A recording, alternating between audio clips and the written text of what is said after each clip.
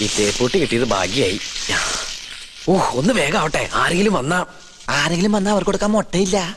കണ്ടാ കുഴപ്പമാവുന്ന പറഞ്ഞു. ഓ ഇളക്കിയത് എനിക്കറിയാം. എന്തോ കുശൂസിക്കുന്നുണ്ടല്ലോ. എന്തത്? മൂടണ്ടേ? ഇതെന്താ ശവപ്പെട്ടിയാ? തേപ്പൊട്ടിയല്ലേ? അയ്യോ,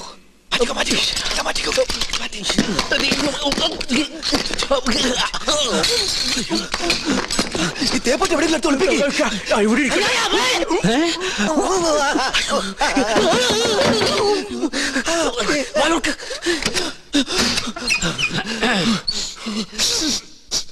ഒരു മാംസക്കരച്ച് ഗന്ധം പറഞ്ഞിട്ടുണ്ടല്ലോ. അത് അജമാംസ രസായനം എങ്ങനെ ഉണ്ടാക്കിയെന്ന് പഠിക്കായിരുന്നു. അതിന് ഇയാളെ വൈദ്യരോ? തനിക്കെന്താ ഇവിടെ കാര്യം? ഞാൻ ചായ കൊടുക്കാൻ വന്നതാ. അപ്പോഴാ ഇദ്ദേഹത്തിന്റെ മഹത്വം മനസ്സിലായതേ. ഇയാള് പാചകശാലയിലേക്ക് ചെല്ലിയ. ഓ